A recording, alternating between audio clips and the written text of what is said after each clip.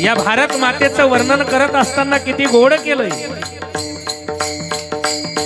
जहाँ डाल डाल पर सोने की चिड़िया करती है बसेरा, वो भारत देश है मेरा, वो भारत देश है मेरा, वो भारत देश है मेरा, ये भारत देश है मेरा। जहाँ सत्य अहिंसा और धर्म का पग पग लागे डेरा, वो भारत देश है मेरा, वो भारत देश है मेरा। काय बोलावं या भारत देशाविषयी?